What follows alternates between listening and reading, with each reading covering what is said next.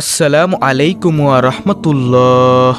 প্রিয় দর্শক, আপনি কি চান যে মৃত্যুর পর হাসরের ময়দানে যখন আপনার আমলনামা ওজন দেওয়া হবে তখন মিজানের ডান দিকের নেকের পাল্লাটা ভারী হোক? যদি আপনি এটা চেয়ে থাকেন তাহলে আজকের এই 10টি আমল আপনার জন্য। প্রিয় দর্শক, আজ থেকে এই 10টি আমল শুরু করবেন, মৃত্যু পর্যন্ত করবেন, মিজানের পাল্লার ডান দিক অবশ্যই ভারী হবে ইনশাআল্লাহ। তাই আসুন প্রিয় দর্শক, আজকের ভিডিও থেকে আমরা এই 10টি আমলকে সুন্দরভাবে শিখে পরবর্তীতে আমরা সব সময় এই 10টি আমল করব ইনশাআল্লাহ ইনশাআল্লাহ। তাহলে চলুন একে একে প্রত্যেকটি আমলের সাথে আপনাদেরকে পরিচয় করিয়ে দিই।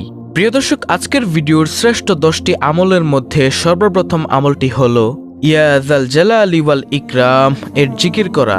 আপনি রাস্তা দিয়ে হাঁটছেন, বসে আছেন, শুয়ে আছেন, কোনো কাজ নেই, যে কোনো অবস্থাতেই থাকেন না কেন প্রিয় দর্শক, ইয়া যাল জালালি ওয়াল ইকরাম এই জিকিরটি অব্যাহত রাখুন। এই ইয়া যাল জালালি ওয়াল ইকরাম জিকিরটির অনেক ফজিলত, কারণ নবীজি সাল্লাল্লাহু আলাইহি ওয়াসাল্লাম দেখলেন এক ব্যক্তি মোনাজাতের মধ্যে ইয়া যাল জালালি ওয়াল ইকরাম বলে দোয়া করছেন।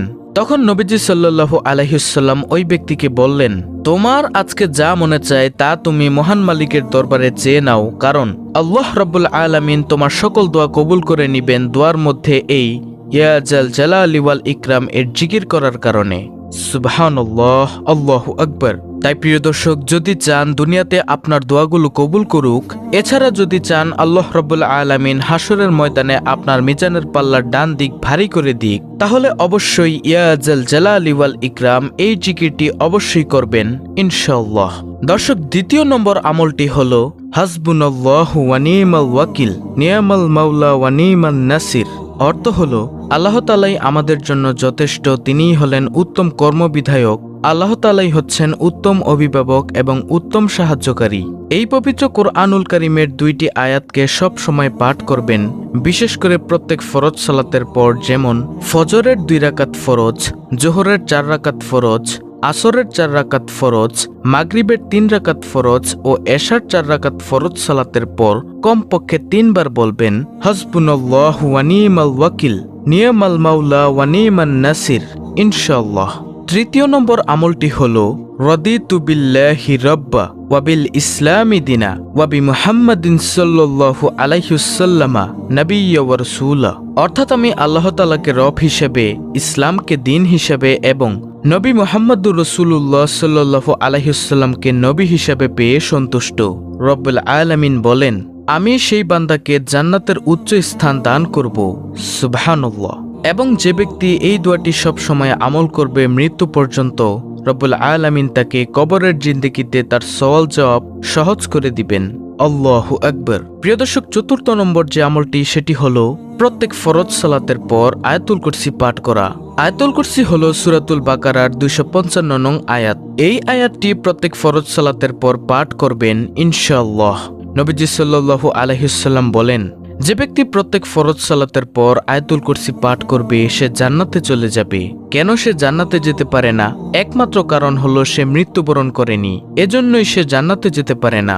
যখন সে মৃত্যুবরণ করবে সাথে সাথেই সে ব্যক্তি জান্নাতে চলে যাবে। সুবহানাল্লাহ, আল্লাহু আকবার।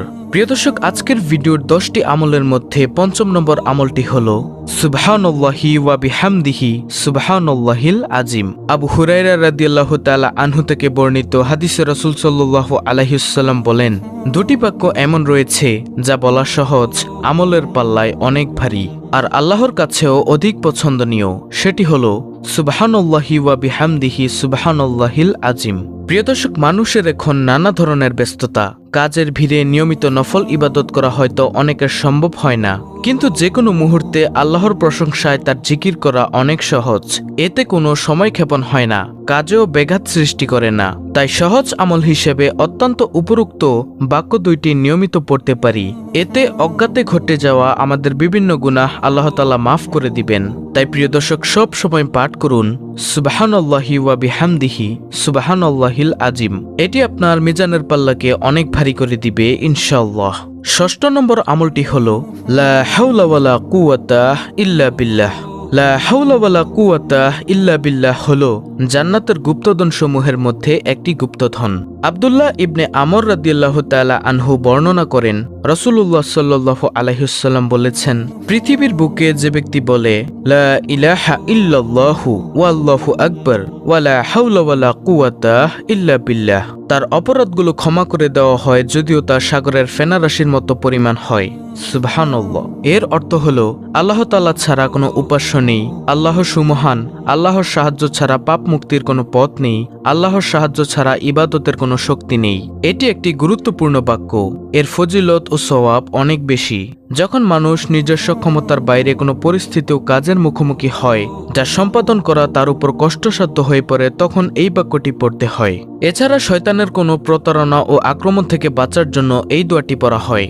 এটি পাঠ করে দোয়া করলে দোয়া কবুল হয়।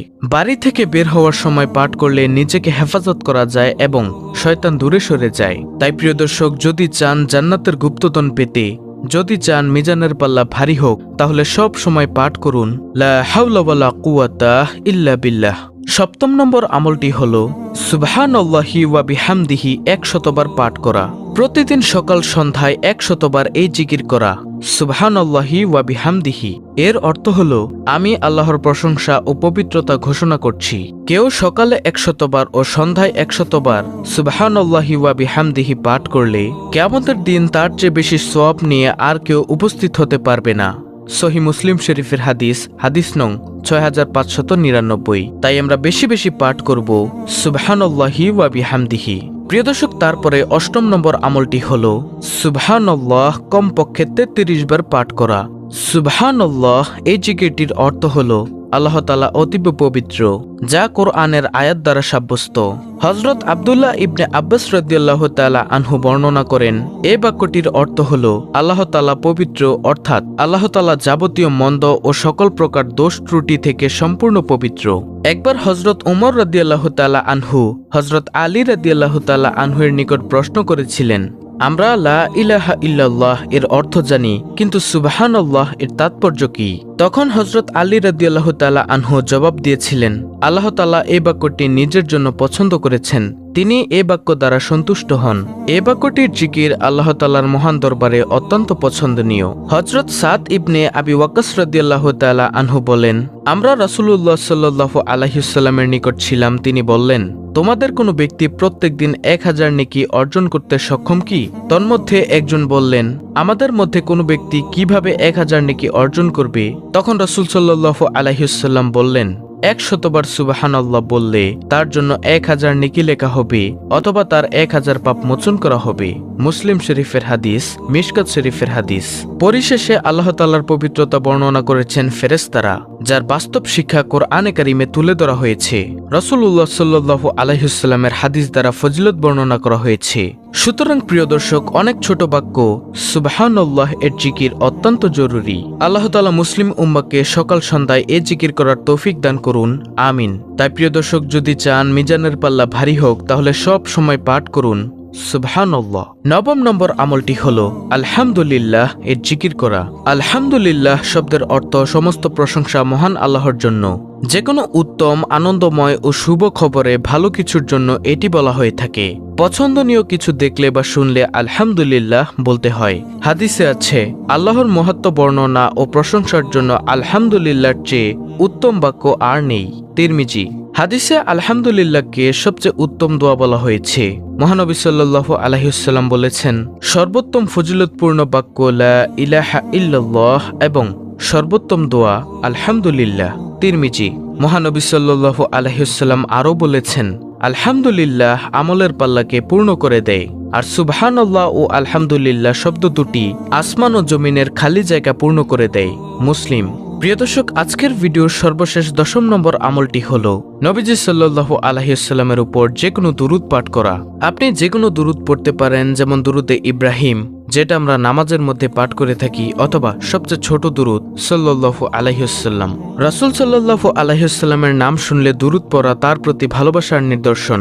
রাব্বে করিম রাসূলের প্রতি দুরূদ পাঠের নির্দেশ দিয়ে পবিত্র কোরআনে ইরশাদ করেছেন, নিশ্চয়ই আল্লাহ নবীর প্রতি রহমত নাজিল করেন এবং তার ফেরেশতারাও নবীর জন্য রহমতের দোয়া করে। হে মুমিনরা, তোমরাও নবীর প্রতি রহমতের দোয়া করো এবং তাকে যথাযথভাবে সালাম জানাও।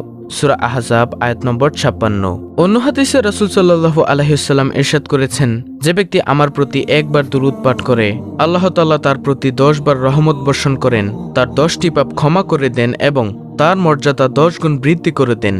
নাসাই শরীফের হাদিস। রাসূলের প্রতি দুরূদ পাঠকারী ব্যক্তি কিয়ামতের দিন রাসূলের কাছেই থাকবে।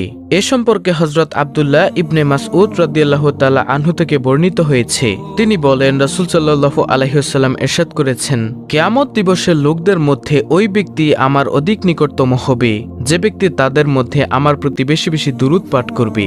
তিরমিজি। তো প্রিয় দর্শক, এই হলো মিজানের পাল্লা ভারী করার মোট 10টি আমল। আল্লাহ রাব্বুল আলামিন আমাদের সকলকে মিজানের পাল্লা ভারী করার এই 10টি আমল করার